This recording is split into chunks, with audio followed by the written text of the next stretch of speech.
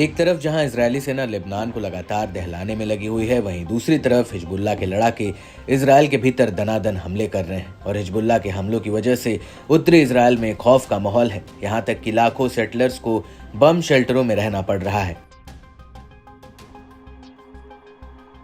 और अब इसी कड़ी में हिजबुल्लाह ने एक बार फिर से आईडीएफ के ऊपर एक बहुत बड़ा हमला किया है। हिजबुल्लाह ने तेल अवीव के पास ग्लिलॉड बेस पर रॉकेटों का एक जत्था फायर किया। हिजबुल्लाह का कहना है कि उसने इस हमले में आईडीएफ की इंटेलिजेंस यूनिट 8200 को निशाना बनाया। हिजबुल्लाह के मुताबिक आईडीएफ का ये सैन्य अड्डा इजरायली सेना की खुफिया गतिविधियों का गढ़ है और इस हमले के अलावा हिजबुल्लाह ने ज़ुवलून मिलिट्री इंडस्ट्री बेस पर भी कई रॉकेट दागे हैं। हिजबुल्लाह का कहना है कि ये सैन्य अड्डा आईडीएफ के लिए हथियार प्रोडक्शन का काम करता है।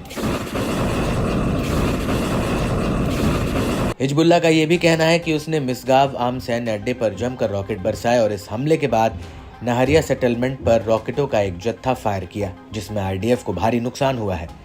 हिजबुल्लाह का यह भी दावा है कि उसने दक्षिणी हाइफा के हा कैरमेल बेस पर भी कई हमले किए हैं।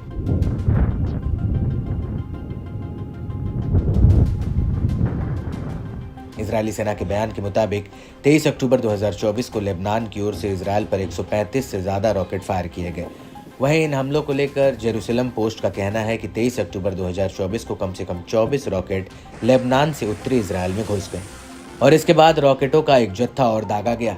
इस हमले के दौरान इजरायल के अपर गैलीली, सेंट्रल गैलीली और हाइफा की खाड़ी में लगातार हवाई हमलों के सायरन बज रहे थे।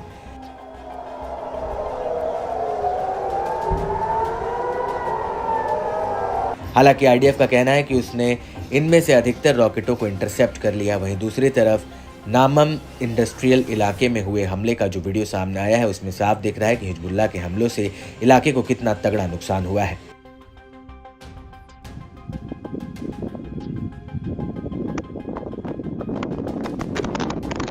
इजरायली मीडिया के मुताबिक इस हमले में किसी के हताहत होने की खबर नहीं है। उल्टा इजरायली एयरफोर्स के मुताबिक उसने कम से कम 4 ड्रोन्स को हवा में ही मार गिराया। आपको बता दें कि जिस वक्त हिजबुल्लाह ने इजरायल पर यह हमले किए, उस वक्त पूरा इजरायल सिमहैट तोरा के त्यौहार को मना रहा था, लेकिन हिजबुल्लाह के ताबड़तोड़ हमलों ने इसमें खलल पैदा कर दिया और यही वजह है कि आईडीएफ के जवाबी हमला करते हुए बेरूत को दहला कर रख दिया। और इन हमलों को लेकर लेबनानी मीडिया का कहना है कि बेरूत में आईडीएफ ने कम से कम 17 हवाई हमले किए।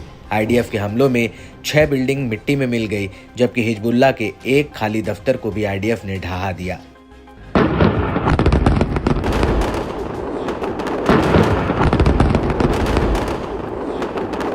वहीं एएफपी टीवी ने इन हमलों का एक वीडियो रिलीज किया है, जिसमें पहले एक छोटा धमाका होता है और इसके बाद लगातार बेरूत में कई बड़े धमाके होते हैं। इसको लेकर लेबनान की सरकारी न्यूज एजेंसी एनएनए का कहना है कि आईडीएफ ने 17 एयर स्ट्राइक की और ये हमले अभी तक के सबसे बड़े अटैक थे। एनएनए के मुताबिक आईडीएफ ने जन्ना इलाके में न्यूज एजेंसी अल मयादीन के दफ्तर पर भी हमला किया। हालांकि न्यूज एजेंसी का कहना है कि जिस वक्त यह हमला हुआ, उस वक्त उसका ऑफिस खाली था। गौर करने वाली बात यह है कि जहां पर अल मयादीन का दफ्तर है, उसके पास में पहले ईरानी दूतावास का दफ्तर हुआ करता था और उसके बगल में हिजबुल्लाह का एक चेक पॉइंट भी था। वहीं लेबनान के स्वास्थ्य मंत्रालय का कहना है कि इस हमले में एक व्यक्ति की जान चली गई है, जबकि 5 लोग घायल हुए हैं।